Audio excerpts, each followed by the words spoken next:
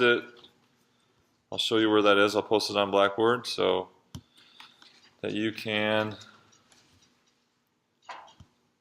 review class online. So I'll do everything on the screen. So I'm going to write on the screen, put everything you'll see up front will be on the screen, and that all gets recorded, and then the audio of my voice gets recorded. So you get a full reproduction of the whole class time. And that's for every class, and I'll try to get that loaded sometimes even before your class, because I'll upload the one from the morning session. It'll be the same, and then sometimes it'll be maybe like an hour or two after we're done. Okay. So here we are. This is me, Mark Ashbrook. You can call me Mark. That's fine. This is the best way to contact me. Email mark.a@asu.edu. So most of you are engineering majors. Some of you may be other majors just needing precalculus, and that's fine. 171 will take care of any precalculus requirement. So if you need 170 or something else, this will take care of any precalculus requirement that you have. Okay? So I was previously an engineer. I got my engineering degree, worked for 2 years. So hopefully I can bring something positive there to your experience as future engineers. Okay? I was a structural engineer. Some things you're going to need for the course. First of all, the workbook. The workbook is a physical book that you bring to class every Tuesday and Thursday. You're going to bring the workbook to class. This is what it looks like. You need the 4th edition. With the workbook comes online access to the textbook. This is not the textbook. This is the workbook. The textbook you will access online, and with the physical workbook comes the online access to the textbook, which you will need both of those things. Okay? So this is the centerpiece of the course. Make sure if you haven't bought it yet, you buy it and bring it every class. Okay? Next thing, this Blackboard will be our home base. It'll be where I post announcements, all your assignments and tasks, grades, the syllabus, etc. So I'll show you the syllabus here in a moment. The syllabus is posted on Blackboard. Okay? WebWork. WebWork will be a big chunk of our homework, this is an online homework system. Likewise, I'll show you that in a moment. You have your first WebWork assignment due this Thursday morning. Okay, so you have 2 nights to complete that. Talk more about it momentarily. Okay, recitation and TA. So your recitation is right after this class, either Tuesday or Thursday. All of you are assigned, should be enrolled in one of those two. Megan is your recitation TA. She is sick today, so you'll meet her. Hopefully, you get to meet her Thursday. But those who have recitation today, you do have recitation. Go to recitation. There is a substitute. He will take attendance. And so just so you can find the classroom, case in point, find the classroom ahead of time, he'll take attendance, and so then you know where you're going, and you may just briefly discuss what we talk about today, but it'll be a shorter recitation today. Okay, and then Thursday, likewise, you will go to recitation on Thursday. Hopefully Megan will be back. Okay, there's a pre-test that you have to take. The pre-test is either tomorrow or Thursday. You're going to go to PSA 21. PSA is somewhat close to the walking bridge over University Avenue. You know where University is? So there's a walking bridge, and that's the start of the Palm Walk. PSA is right off the Palm Walk, just south of that bridge. Okay? You're going to go down to the basement, 21. You're going to go anytime you want, between 10:30 and 6:30, and that's tomorrow or Thursday. And you need a Sun card, but you won't need a calculator. And you don't need to study, but you do want to do your best because we want to get a fair assessment of where you're at coming into this course. This will not change your status in the course. Your performance on this will not kick you out of the course or put you in a different course. All right, so don't worry about that. Just do your best. The only thing we might say is that if you do extremely poorly, I might invite a conversation to see maybe are you in the right course or not. Okay. So, but other than that, I'll give you a little bit extra credit depending on your performance. So do your best, okay? So I'll give you some extra credit on exam 1. So do your best on the pretest. Okay, so let's go to Blackboard and kind of look at some of these things I've talked about. Let's see. So Blackboard. Where am I here?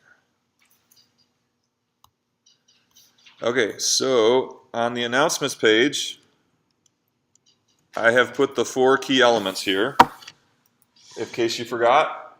And I've said all these things, but they're right there on the announcement page on Blackboard. The workbook, the syllabus, your first web work assignment, and the pretest. Okay? All that information's there. So first of all, the syllabus is, these are the main course links over here to the left. Syllabus is the second one down. Download that, read it over, print it out if you want. I'll go over that in more detail on Thursday. Okay, so we'll hit the high points on Thursday in the syllabus, so you can check it out beforehand. Course websites. There are 4 main course websites that you need for this class. The first one is, of course, Blackboard. That's our home base. And if you found that, you're already here. We're in Blackboard. Okay. Rational reasoning. That's where the online text is. We're going to hold off on that for a day or maybe a week, just because you've got those 4 things to worry about, and I don't want to overdo it at the beginning and overload you. So web work this is one thing you have to concern yourself with right off the bat here. You do have your first assignment due Thursday morning, so let's go to there. So when you click on that, you come to this page. This is the link, webwork.asu.edu, and you're looking for, obviously, MAT 171. I'm the only instructor. So when you click on that, you should see this. This is the first homework set. This is Module 2, Investigation 1, due Thursday the 16th. Okay, when you click on that, there are 19 problems. They're all a variety of problems, variety of problem types, lengths. Some are multiple choice, some are kind of fill in the blanks and reasoning, some are make calculations and then put answers. Others you're putting in expressions. So just read really carefully. On this first assignment, we're giving you 5 attempts on every problem. And in the future, it may be a mix of 2 and 3 and 5 attempts. But for this first assignment, while you're getting used to it, I'll give you 5 attempts per problem, which should be plenty. But the reason for the attempts is not so you can guess. The reasons is to give you some cushion against glitches and figuring out how to enter your answers. Okay? So these problems are designed so that you will think, and you will really think and understand what the question is trying to teach you. Okay? So don't use your attempts to guess, but if you miss it once, slow down, say, all right, what am I misunderstanding here? Especially twice, but don't rattle off your first 4 attempts and then email me and say, hey, I've got 1 attempt left and I have no idea what this problem is about. Okay? So the point is, after your first or second attempt, that's when you step back and you say, okay, what am I missing here? Okay? So let's just look at a few, just so you get an idea. So these is like multiple choice drop-down menus. Okay? Multiple choice drop-down menus.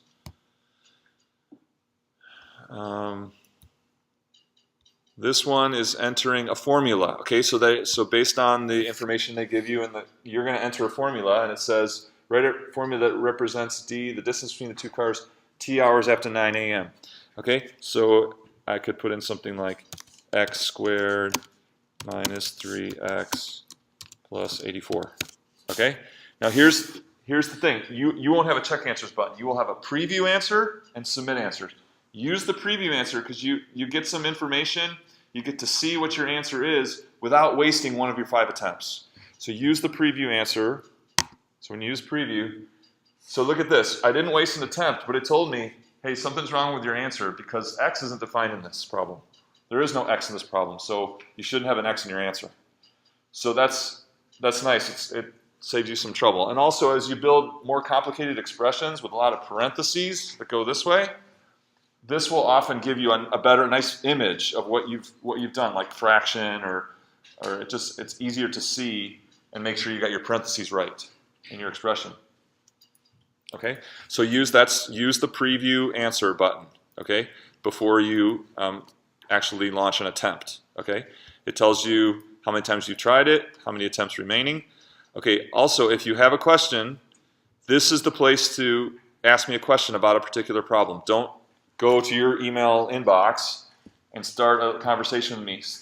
Email from here because the email I receive gives me a direct link to your problem. Okay, so email and said, so Mark, and then give me a detailed explanation of what's going on. So tell me about your thinking. Tell me about what you what you're thinking and where you're running into difficulty.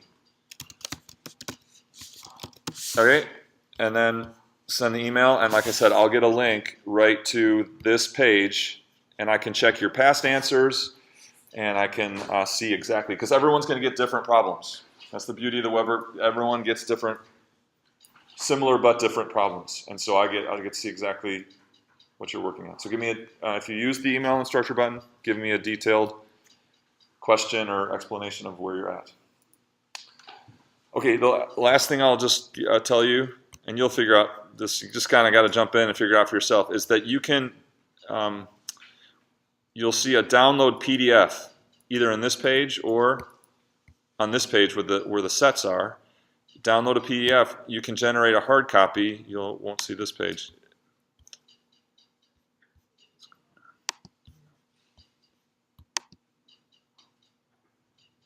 And you can make a PDF of all the questions so you can work offline. You can work pen and paper if you prefer that and think them through all at once, and then go into WebWork and then submit your answers. Okay? You can log into WebWork log in and out and work on the problems as many times as you want. It's just free, open. You don't have to finish it all the first time you log in. So you're free to go in and out as much as you want.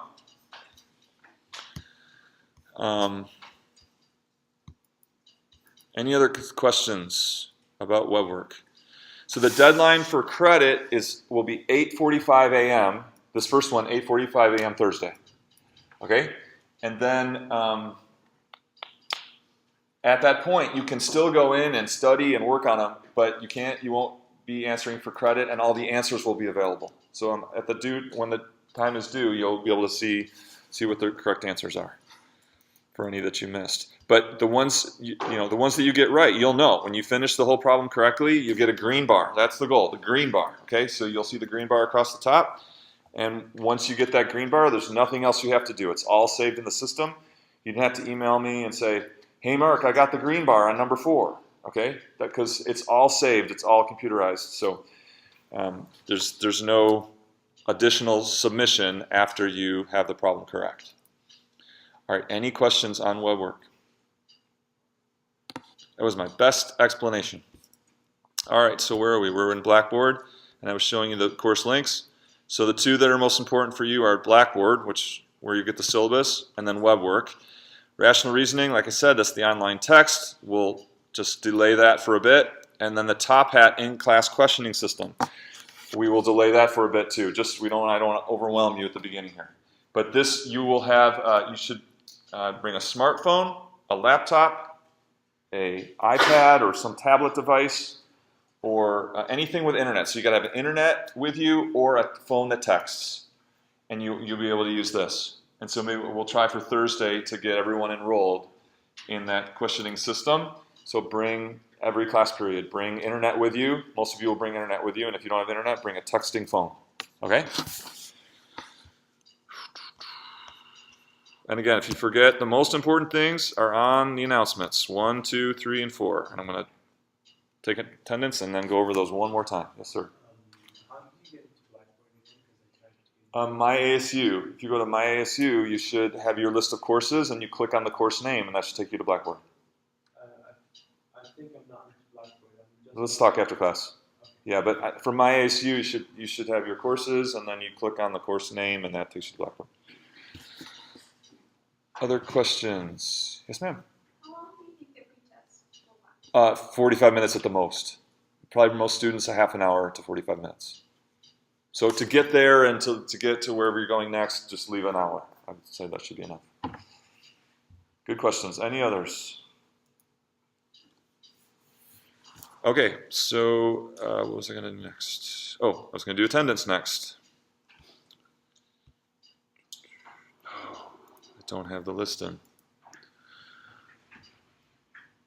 Okay, you're off the hook today. I don't have my list ready, so maybe I'll call out your names. I'll do that later in class when I have you work on something. So just one more time. Here we are. Copy down my email address. Buy the workbook if you haven't already. Bring it to class every day. Download the syllabus. Read it for Thursday. WebWork. you have the first assignment due this Thursday at 8:45 a.m. Recitation, you're going to go this week, whether you're today or Thursday. Everyone's going to recitation, pretest. PSA 21, tomorrow or Thursday between 10:30 and 6:30.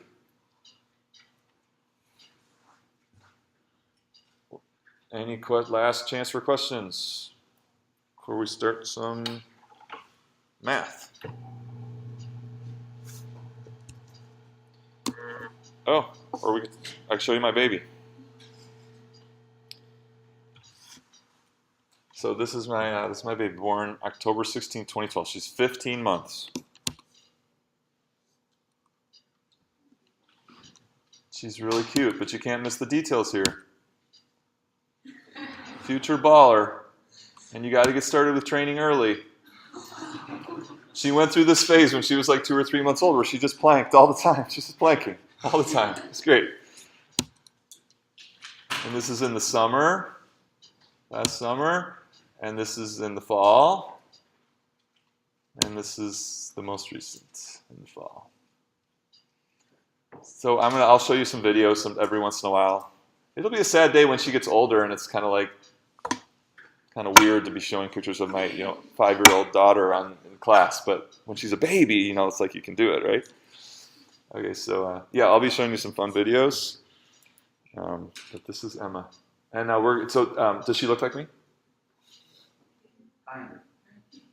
No, we adopted her, so she's adopted. We adopted her, and we're actually about to adopt a second. If you know of a potential adoption situation, let me know. It's a lot easier that way than starting with an agency. Okay, so let's do some math. Quantities. So it would not be incorrect to say that this whole course is about what we're going to call quantities. Quantities is really what Precalculus is all about, so we better know what we mean by that. Quantities. So quantities have to do with real-world situations. So in past math classes, you may be accustomed to this kind of process. You come to a certain section in the book and you learn a procedure. You learn a method of solving like an algebraic problem. And you practice lots of those. And you're moving the symbols around on the page. And you practice all the steps. And then there might be some exceptions to the rules and you learn those. And then if there's time at the end, you get to see how that applies to the real world. And you might have 1 or 2 application problems, the word problems at the end. And then you move on to the next section and you learn all the techniques. And if you have time, you do the applications. Is this a familiar experience for some of you? Okay. So, but really, mathematics is about modeling the real world. So this course will feel a lot different than that. So this will be, I just want to give you a proper expectation that the course will feel a lot different than possibly math classes you've had in the past. As we introduce a new idea or topic, it will be introduced in a context, in a real-world situation. So that the real-world situation, the context will be a part of the learning process in the beginning and the middle and the end. Not just an afterthought at the end. Okay? So everything we do will be taught through real-world situations because that's what math is about. It's about modeling what's going on in the real world. Okay? So real-world situations, any real-world situation involves what we call objects. So an object would be like a person, like me. Or an object would be like you as a class, that could be an object. Or this classroom is an object. Or a car. Or a set of keys. Or my very state-of-the-art flip phone. Okay? That's an object. All right? Objects, every object has characteristics. We're going to call those attributes. Attributes are characteristics or qualities of an object. So name me some attributes of my state-of-the-art flip phone. What are some attributes of the flip phone? What's an attribute? It flips. It has this quality that it flips. That's an attribute. What else? What's that? It's red. That's an attribute. What else? It has a camera. What's that? It has a camera. It has a camera. It can take pictures. Yeah, really, really bad pictures. Okay? It has 2 screens. What's that? It has 2 screens. It has 2 screens. You can make calls. It can make calls. Protected keypad and pocket dial. All right, yep. Okay, so these are all good attributes, but you're kind of missing a whole other type of attribute here. So what other qualities or attributes or characteristics does this have when you think about mathematics or engineering? Weight. It's weight, right? It's weight. What else? Its dimensions, size. Okay, so we could talk about its length, or its thickness, or its width. What else could we talk about? Yeah. Reduces raise. What's that? Reduces raise. Okay, so the signals that it transfers. Okay, so all that first set of things that you talked about, color and the qualities like that it flips and it has buttons. Okay, that's kind of, we're going to put those kinds of attributes in one type of category, and then there's this other type of category like you talked about, weight and length and thickness, and we could say volume of the phone, temperature of the phone. So what's the difference between those two categories of attributes? Yeah. Right, exactly. The second, the weight and the length, all those are measurable, okay? So some attributes are measurable, and that's what we're calling quantities. Quantity is the measurable attribute of an object. So the quantity is not the number. It's not the number. It's that physical, like weight. It's that physical thing of how much that weighs, regardless of what putting a number on it. Do you see? It's just the characteristic of its weight. Okay? My distance to the wall. Is that a quantity? My distance to the wall? Yeah. Do we have to have a number to talk about that distance? No, it's just how far it is from here to there. It's just this span of distance. Okay? So you may have a notion of quantity as being a number, okay? But that's not how we're defining it. We're defining it as an attribute of something that we can measure, okay? And eventually put a number on it. But we don't need a number to call it a quantity, okay? Does that make sense? Okay, so this is our definition. And so if the whole course is about quantities, we better really understand this. Measurable attribute of an object. Okay, so here is a dump truck.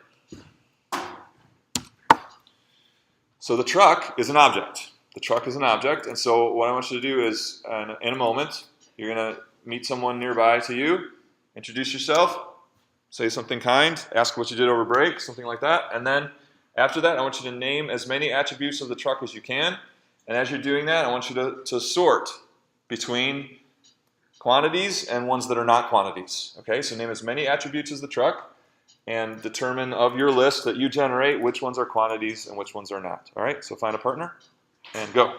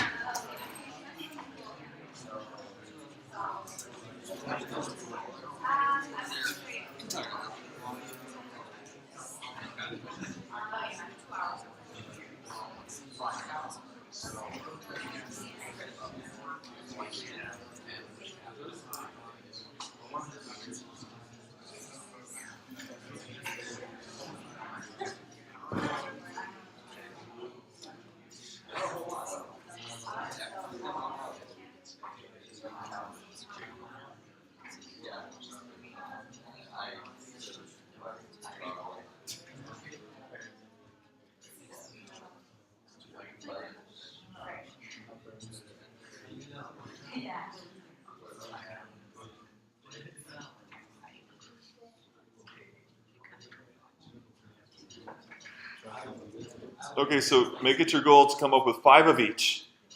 5 of each, at least. At least 5 of each. We could do 100, okay? We could do 100, but do 5 of each.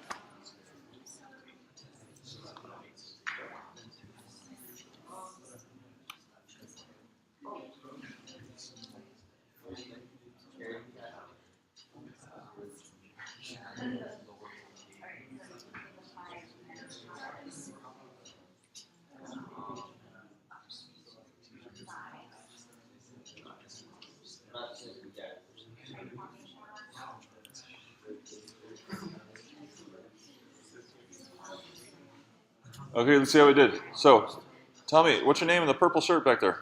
What's your name? Brian. Brian. Tell me any attribute that you came up with. Tire pressure. Tire pressure. Excellent. Okay.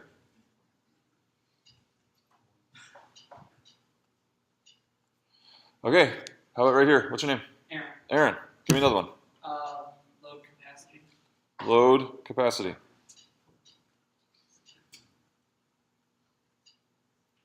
Okay, right here. Tell me your name. Joe. Joe. The what? Acceleration. Acceleration.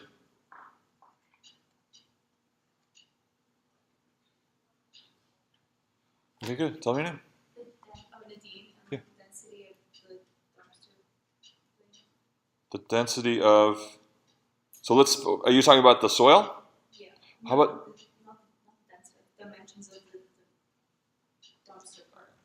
So which dimension do you want to do? The height of the dumpster. Excellent. Okay, so any attributes that you want. Right here, tell me your name. No. Yeah, sure, in the green shirt. Anna.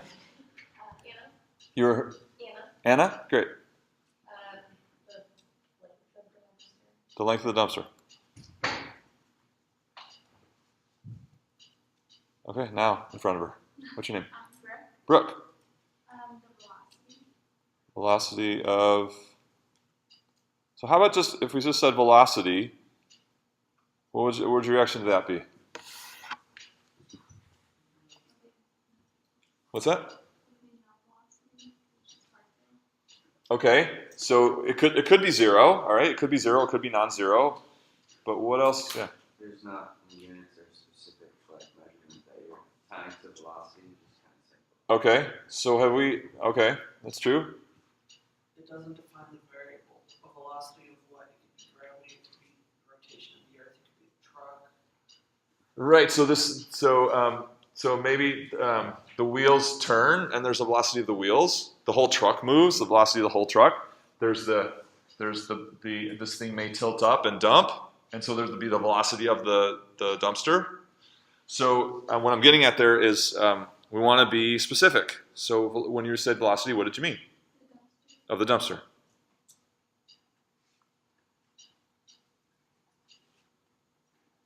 Okay. Last one here in the gray sweatshirt. Jared.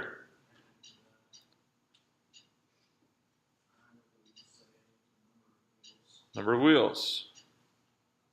Okay, so now I want you to give your partner for about 30 more seconds, and you'll go through all of these and determine, is it a quantity or not? Go. So for each one, is it a quantity or not? Go.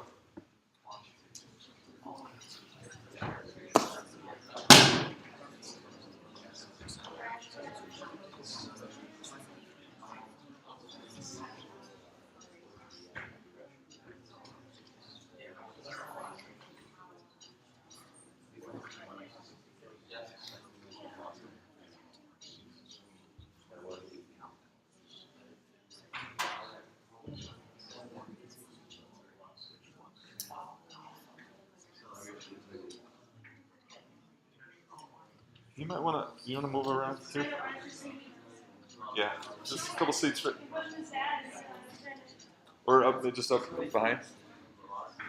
And what is your name? Morgan. What do you think? Which ones are these are quantities? She said all of them. What do you think?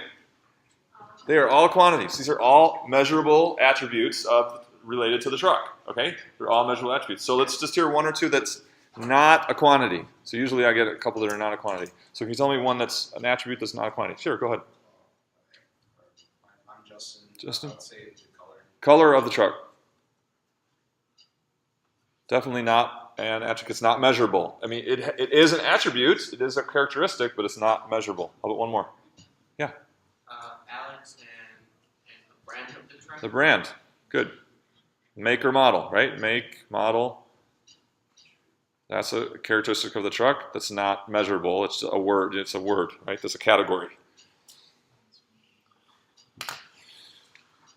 Okay, does it make sense? All right, so let's do the soil and let's do quantities. So quick, so just a minute. Quantities pertaining to the soil. Go.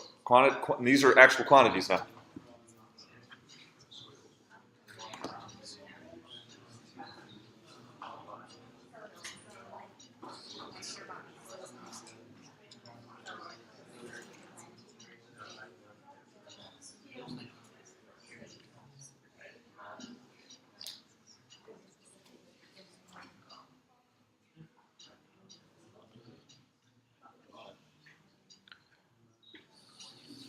Okay, so without too much chaos, let's just kind of shout them out.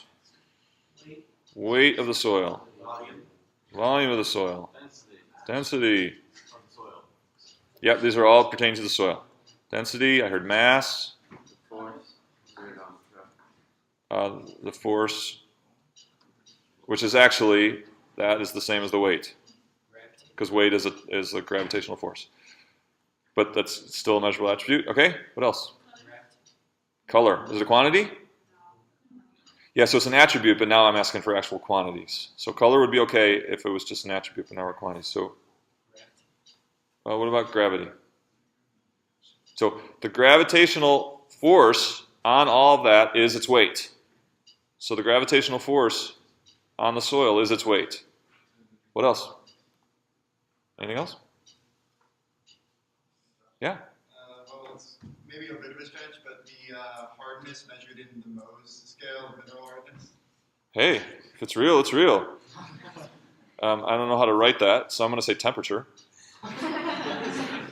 But yeah, so hardness. Sure, hardness. Moisture content, like percentage, right? A percentage is a thing we measure. We measure with percentage. Okay, so you get the idea of quantities, measurable attributes of an object. Okay, so now, for a given object, so we said that attributes can be quantities or not quantities. There's measurable attributes, those are quantities. And now when we're talking about measurable attributes, we can split those as well. And we say that some quantities may be changing, and other quantities are constant quantities in a given context. So for a given object and situation, some quantities may be changing, while others remain constant.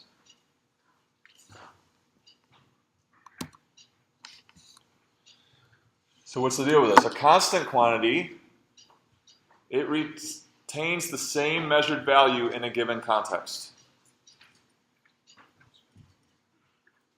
Or the same amount, whatever that amount. So constant quantity retains the same amount. So if I stand here like this, what about this quantity related to me of my distance from the wall? My distance from the wall. Constant, right? It's this distance doesn't change. That from here to there doesn't change. Okay? But now if we talk about my distance from the wall, and I start walking towards the wall, so now my distance is decreasing, right? My distance is decreasing. That amount of space or length is decreasing.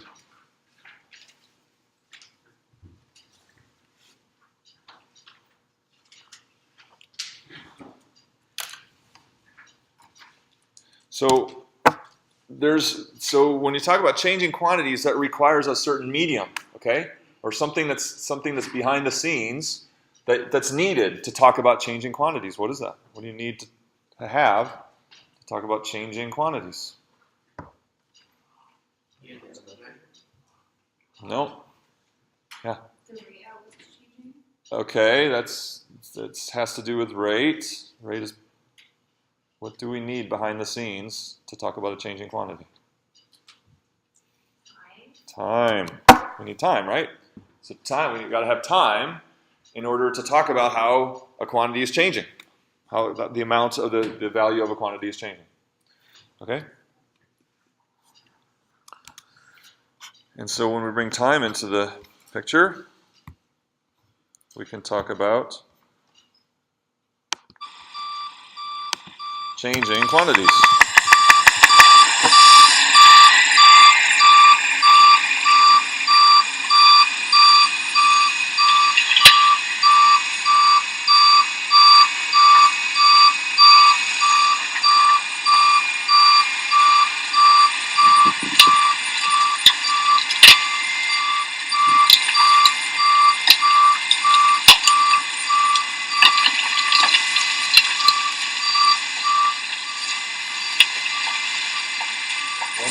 everybody, right? Everybody, once a day. See a doctor.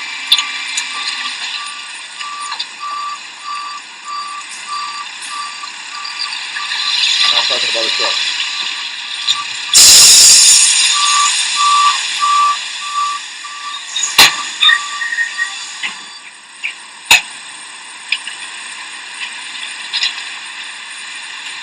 Okay, so we could define all kinds of changing and constant quantities relative to that situation. All right, so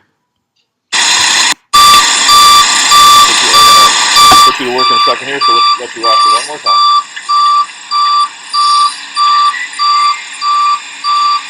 So as you're watching, what about the quantity time?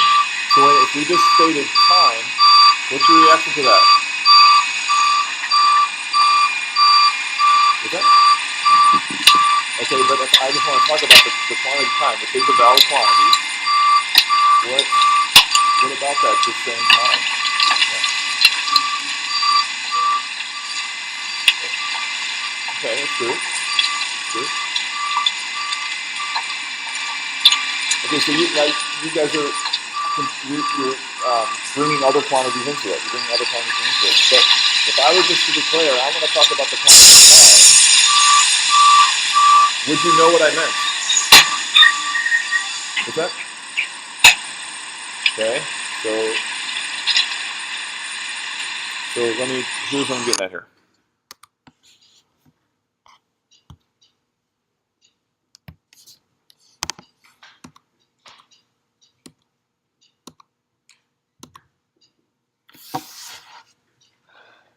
So what I'm getting at is that there are many, many time quantities that we could talk about relative to that situation. Just to say time is not nearly specific enough. So if in the past, if you've ever defined a quantity in a problem and you just said time, okay, so that's not going to be allowed anymore because it's just not, it's too vague. It's not specific enough. So here are 5 time quantities relative to that, what you just watched, and we could name 20 more, okay? We could come up with 20 more, all right? And so this is the kind of specificity and the type of description that we want whenever we're defining a time quantity. Your goal is to go through each one and determine, is that a constant time quantity or a changing time quantity, okay? So this is trickier than it looks, okay? So here's how to kind of help you. What is a changing quantity? Changing quantity can take on many amounts or many measured values.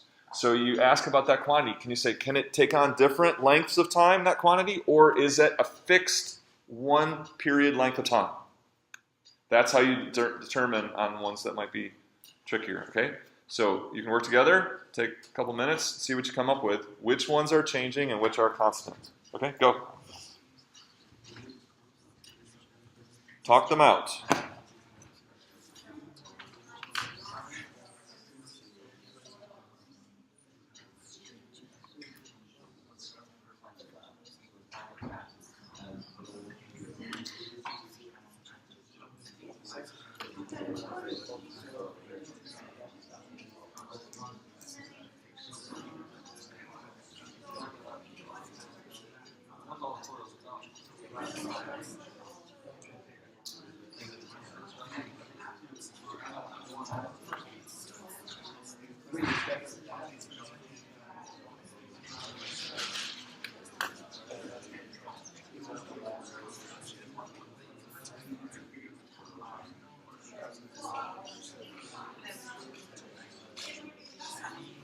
Okay, if you got a question now, grab me.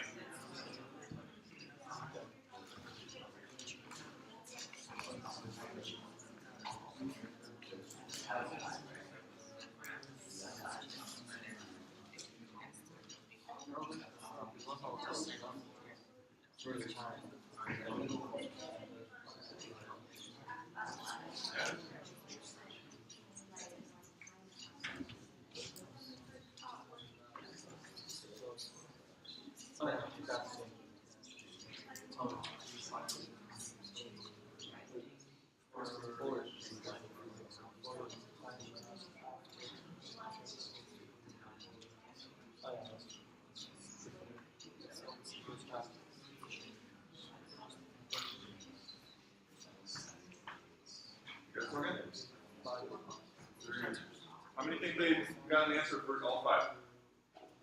Not many. Keep going. Talk it out. Good question.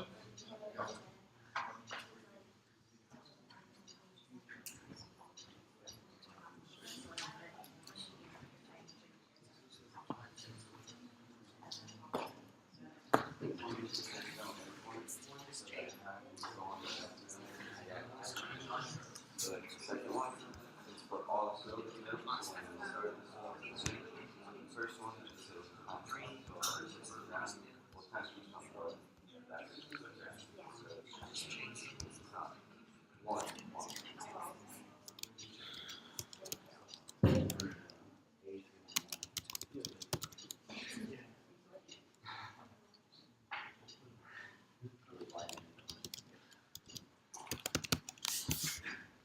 I like that better because we said quantity doesn't have to have a value, so I like talking about a constant quantity retains the same magnitude or amount.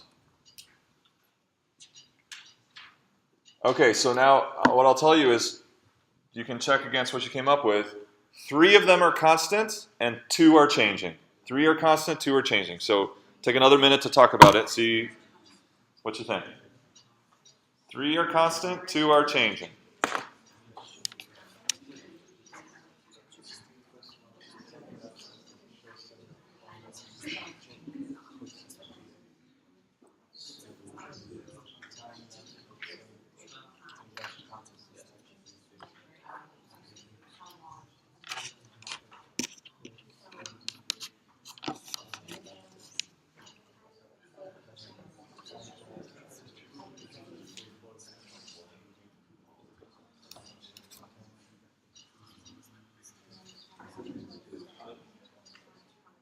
Okay, let's see how you did. So number 5, we'll start with an easy one here. Hopefully that's easy. 5. Christian, tell me about number 5. The time. Okay, the time from the first beep to when the truck bed starts to tilt. You want it to be constant? Why? Because it's a defined time.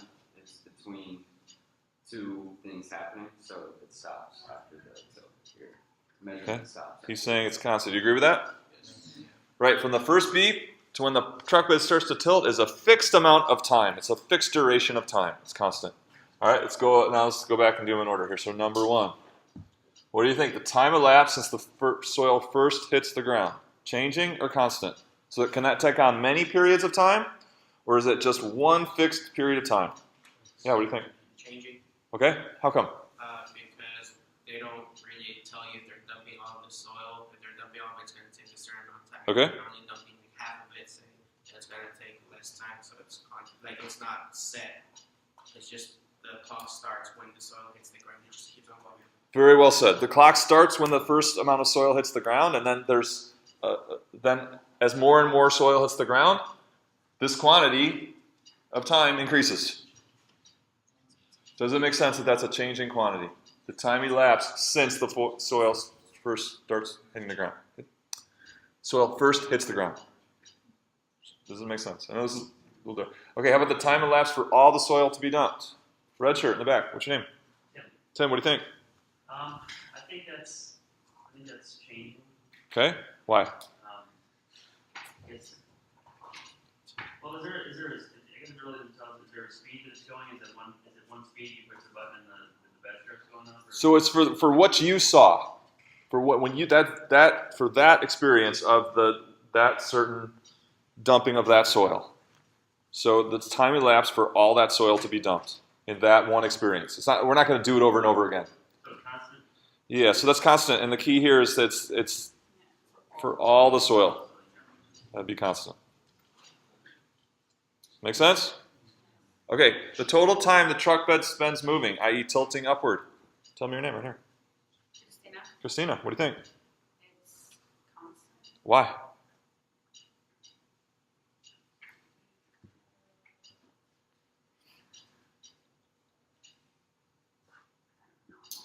Yes, sir. Because if it's tilting upward, Uh-huh. it'll get to a point where once it's completely upward, it'll stop. Okay. It stops. It'll stop going upward. So Right, and so from the time that it starts to the time that it stops is one fixed amount of time that it takes. Whatever, 7 seconds, right? 7 seconds. Okay, the time elapsed after the truck begins to pull forward. Changing. Okay, how come? Because like the first one, we don't know when it's going to stop moving forward. Okay. We just know when it starts. So it could have been any different number of ending points.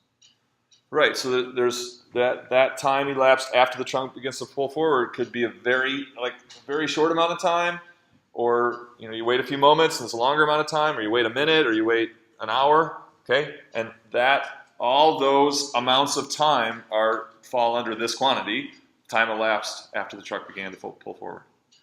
Okay, any questions on this idea? So notice how looking at that video or looking at that experience of the dump truck and saying, I'm going to talk about the quantity time. Do you see how there's a lot more to it, right?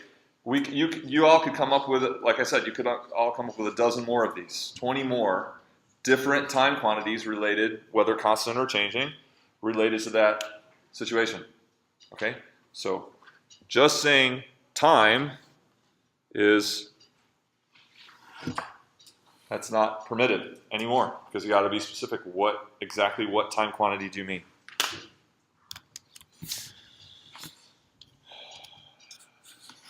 Is it the next one? No, that's next time.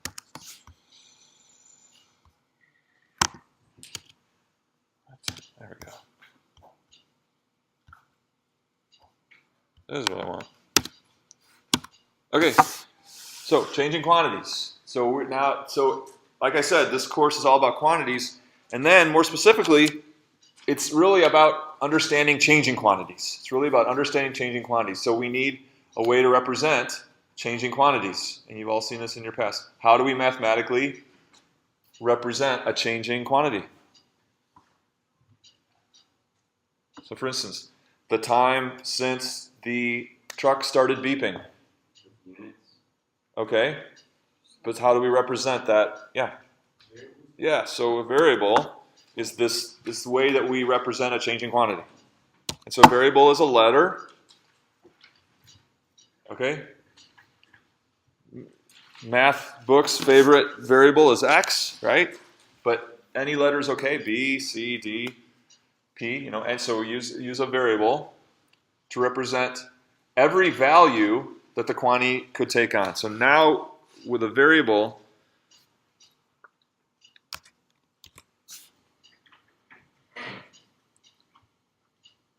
now we start to talk about actually measuring it, right? So by defining something as a quantity, we don't have to measure it. We just know it could be measured. So when you're talking about a variable, now we're saying, okay, we're going to actually measure it, and then those values that we get, as it changes, we're going to use that variable to represent every value that quantity could take on. Okay, so when you're defining variables, there are 3 criteria. 3 criteria to define a variable well. And the first thing is, when you define a variable, the variable's got to be a quantity, first of all, and not the object itself. So this is a really common thing that students do, is they'll say J equals jelly beans. And so how do we do for defining that quantity, J, that variable? Why not? Yes, right. So jelly beans is the object. A variable will represent a quantity, which is a measurable attribute of that. So if you read this, someone wrote this and you read this, you don't really know what exactly does J mean. What are some possibilities for what this person meant by the variable J? Yeah. Number of jelly beans. Something else. Yeah. That's the most common thing, is when you intend to say the number of something, you just write jelly beans, and in your mind it's fine. There's 8, right? So J equals 8, and then I eat some, and now J equals 3. Okay? But for someone else, maybe J meant what? The weight of the jelly beans. Or the length of one jelly bean. Or the surface area of all the jelly beans in the jar, right? So we need it to be a quantity, first of all. Okay, and then we got to be specific.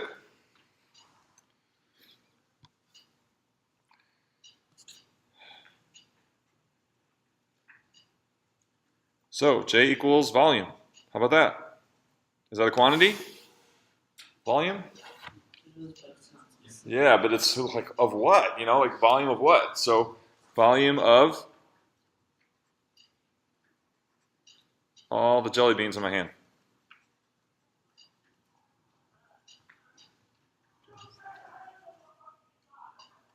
Okay, so that's specific. That's specific about what the quantity is. But it's still not a well-defined variable J. So it's specific, it's a quantity, and it's specific, but there's one more criteria we need to make it a fully defined variable. Any idea? What's your name? Yeah.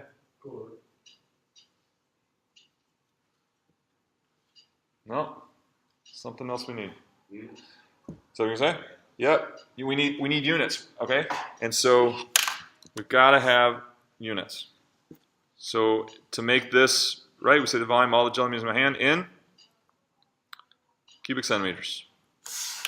Now we got a well-defined variable. It's a quantity. It's very specific as to what quantity we're talking about, and it has units. So here's an important question then. Notice that we never specified units when we were talking about quantities. But then with variables, we require them. So I want you to think about that. Why is that? Why is it we don't specify units when talking about quantities, but with variables, we need units? So have a conversation. See if you can figure out why is that true.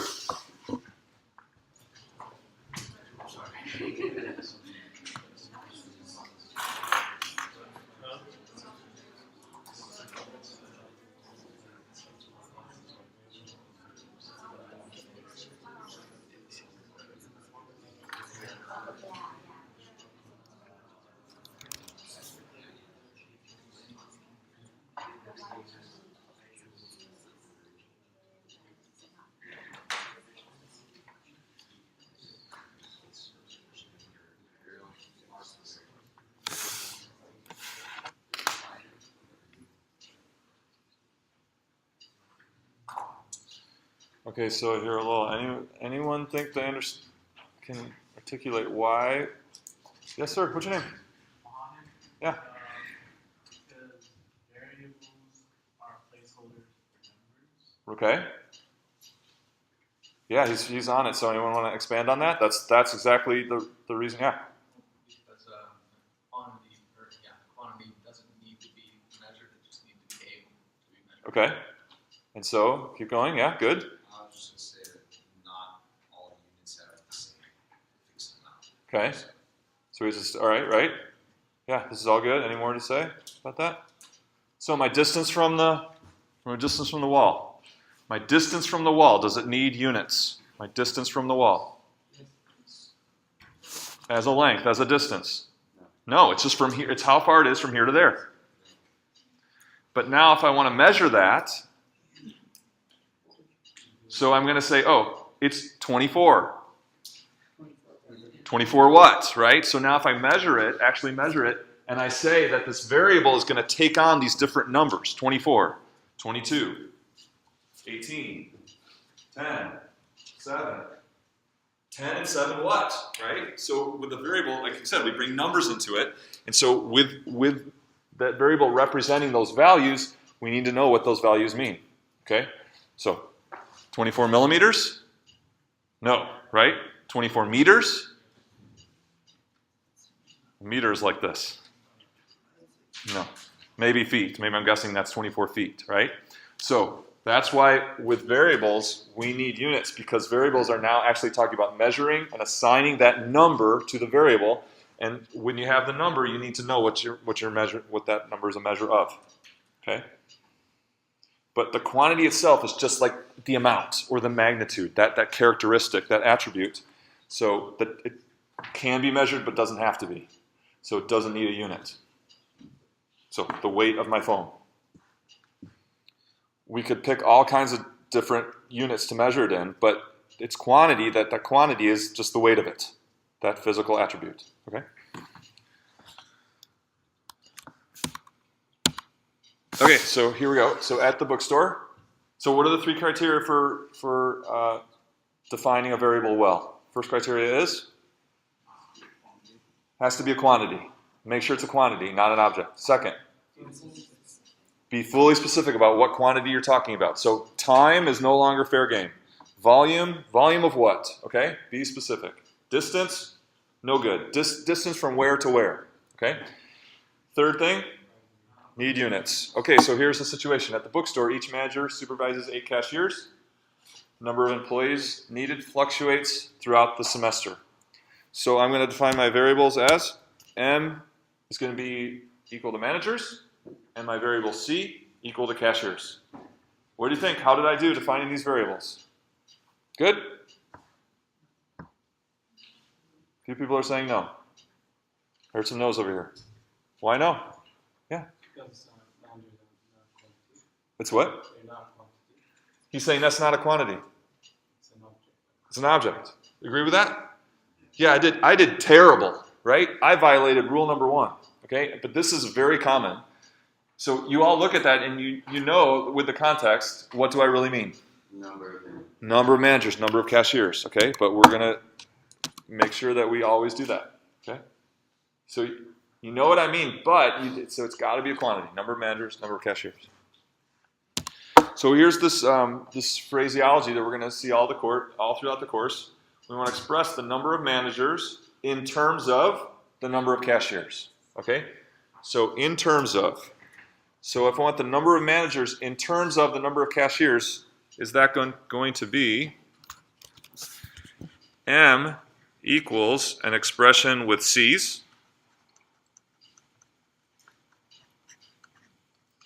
or is that going to be C equals an expression with M's?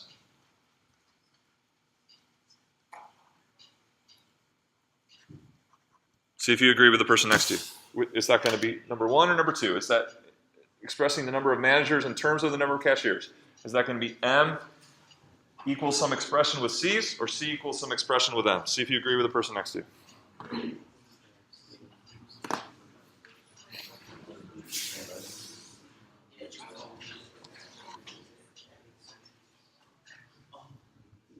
Okay, in the white tank right here, what's your name?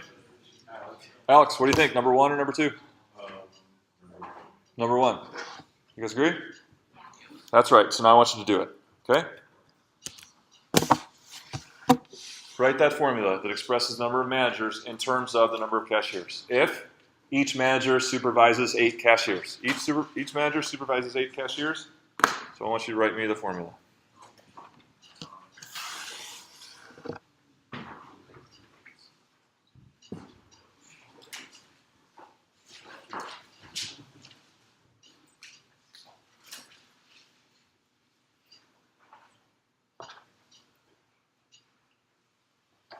Okay, black shirt right here. What's your name? Yeah. What is it? Adnan. Okay, what do you think? Did you come up with something? Not yet. Let's see, who else? Somebody new. Somebody new. Right here in the gray shirt. What's your name? Okay. M equals 8C. Each manager supervises 8 cashiers, so M equals 8C. What do we think?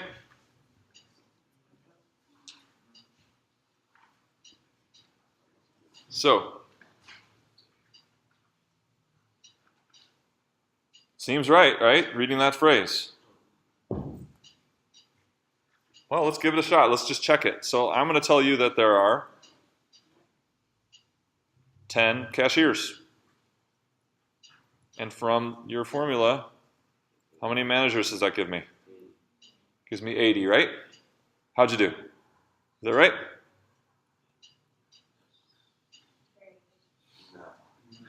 So 10 cashiers means 80 managers. Is that what that says?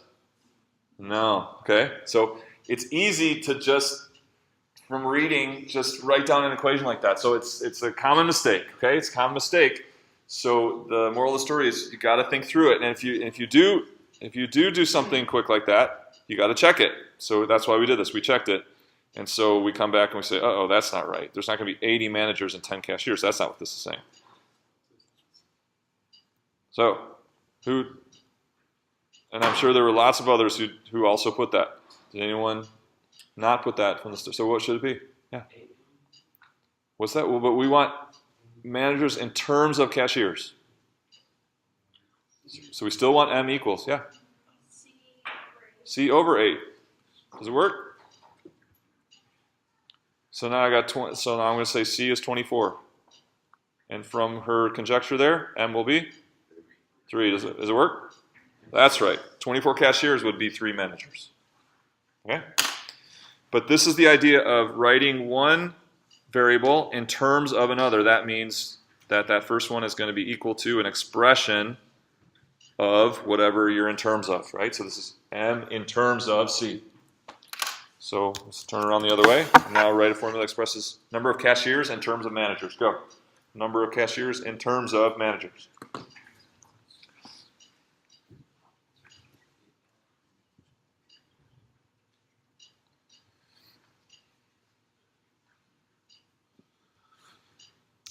Somebody new. How about in the blue jacket back there? What's your name? Jacob. Jacob. So I want to express the number of cashiers in terms of the number of managers.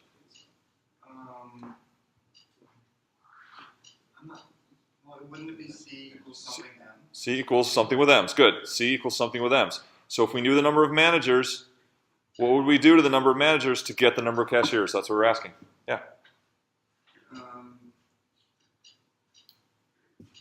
I'm not certain how to do that. It would be C equals 8 now. He wants 8M. What do you think? Yeah, there's always, so for however many managers we have, we always have 8 times that many cashiers. So we take the number of managers, multiply by 8. Again, that's number of cashiers in terms of number of managers.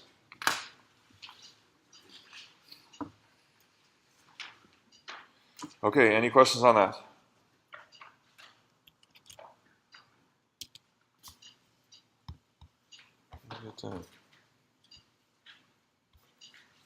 Yes, we did. So I want to give you, let's go back to, oops.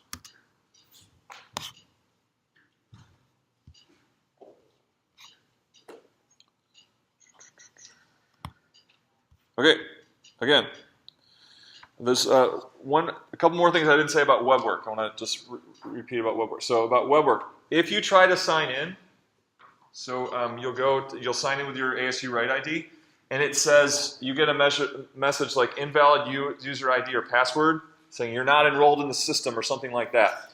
Then what you want to do is email me, and email me your ASU Write ID. That's your what you log into ASU with. So that's like your first initial and your last name, or with a number or something like that. So mine is MASHBR1. Okay. So email me that if you can't get into WebWork. There was something else I was going to say about WebWork. Oh, the other thing I was going to say about WebWork is some of the problems are directly associated with, or all of them are related to what we talked about in class. Some of them directly, but some of them will be types of problems that should be prerequisite skills that you should have coming into this, like some algebra. So we didn't do any algebra here, but you should have a good foundation in algebra coming in. So not every question in WebWork is going to look just like the questions I asked. Okay, there's going to be some deviation and some stuff that is prerequisite material for this. So if you're ready for the course, it shouldn't be too bad. But you're free to contact me, email me if you're stuck on something. Okay, so again, you got your 4 tasks before Thursday. You're taking the pre-test either tomorrow or Thursday, and your web work is due 8:45 a.m. on Thursday. Okay, I will see you then.